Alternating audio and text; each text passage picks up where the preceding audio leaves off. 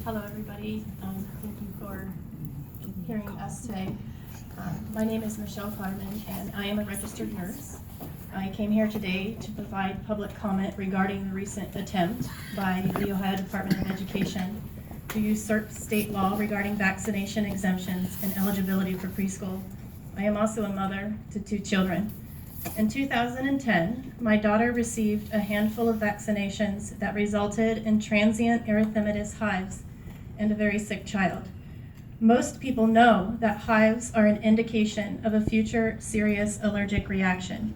In any other circumstance, it would be advised that the suspected culprit would no longer be recommended, be it medication, food, or an environmental exposure.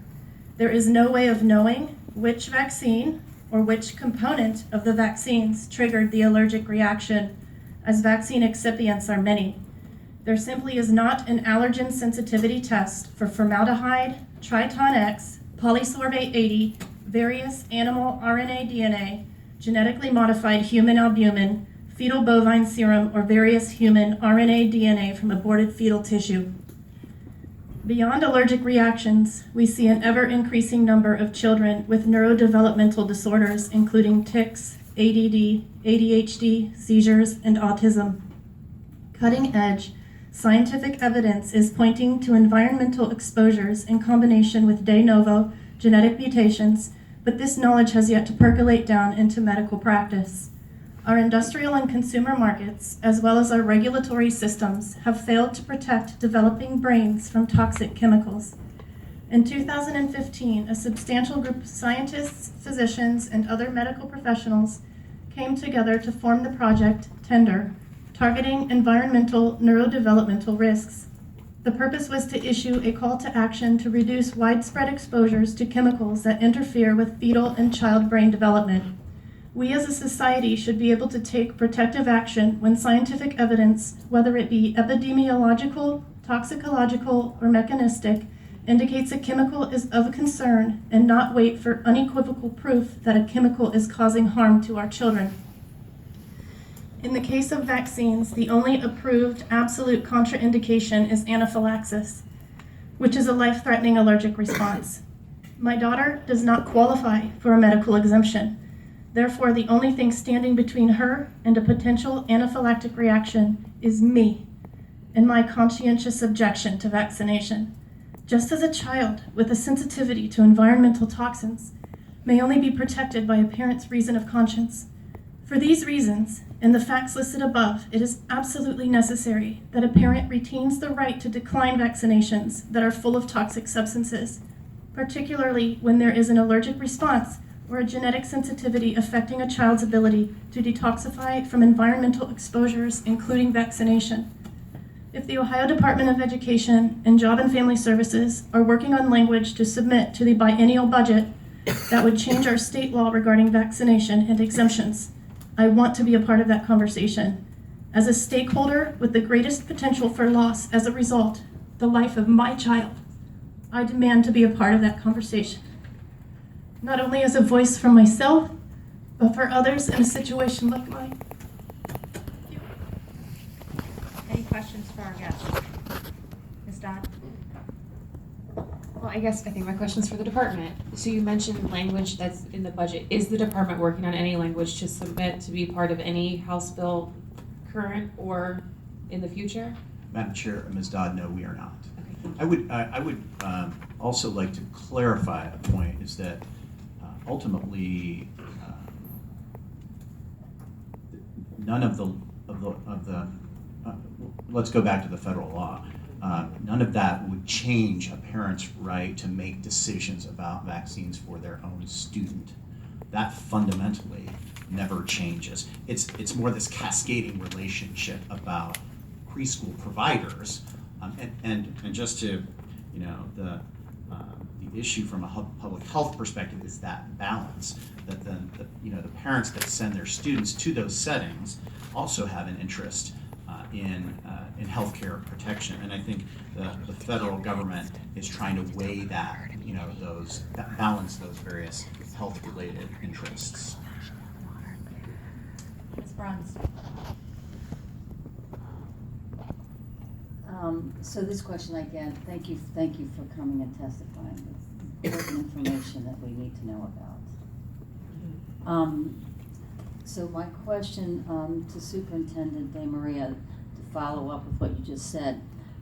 So according to the federal guidelines, in order for a person to enroll their child, for the State Department of Education to receive federal funds for, let's say, early childhood education, Yes.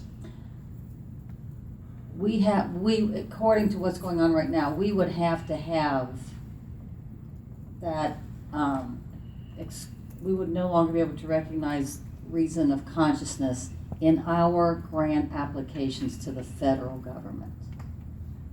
The federal government is requiring that states have policies in place for federally funded programs that not be recognized as grounds for refusal to vaccinate. Is this new? I think it's a year and a half, something like that. Okay. The feds are giving states time to accommodate. And again, that limitation would just be to providers that receive federal funds. So other providers that are not part of the federal funding stream, are free to define their own requirements, shall we say. And then to follow with that though, that doesn't then that would that not permit a parent who chooses not to have their child vaccinated from attending a department, federally funded and departmentally, a facility granted by the State Department of Education through federal funds? Would a person who doesn't get their child vaccinated be able to go to that facility? So give me 1 second to consult just to be sure I don't misspeak. Yeah, maybe you should know your shit ahead of time.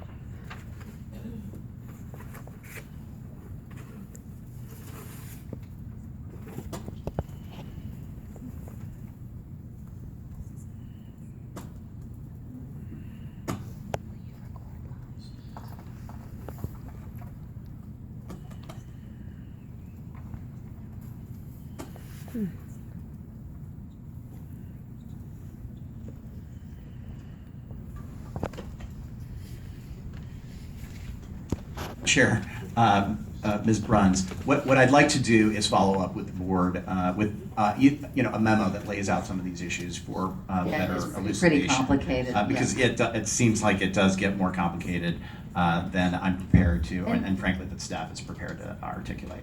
And did I also hear that so in reviewing this, and I know doing the background work that you're already in conversation about, does the department in Ohio stand to lose or not be able to apply for some significant funding? And I'm including title money that might be in ESSA as a result of this? Madam Chair, Ms. Bruns, I don't think it extends to that, but it does extend to the child care block grant. And again, my understanding at least is that if state policy is not aligned with federal policy, it would put those receipt of funds at risk. We'll wait for further discussion. Thank you so much. Thank you. Appreciate it. Any other board members? Ms. McGuire. Thank you, Madam Chairman, and thank you, Ms. Michelle, for coming and sharing your story. The fact that it is a federal mandate and it's incentivized by funding for child care programs. When you sent us that report, include something on the percentage of economically disadvantaged children that attend these child care centers, because there's a big policy issue here concerning parental choice and reason of conscience, because they go hand in hand. And does this primarily affect those who have no other options because of their economic situation, or they're designated as disadvantaged according to the federal income guidelines. And so there's a question, as a board, we need to decide, do parents have the capacity to make that decision? Can we continue with parental choice that will provide for reason of conscience? Because federally funded child care centers tend to serve those on the lowest economic scale.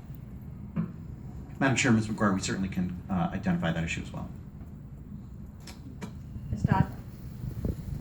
Thank you, Madam President. I just want to ask, when we get some more information from the department, I just wonder if Jennifer and Michelle and anybody else who's in the audience who took time out of their day to come and testify in front of us can also get some guidance. I'm guessing you probably got this from a child care facility that shared this information, so I wouldn't want them to not get some explanations as well. So if there's a way to capture their contact information and notify them, I would just request that we do that.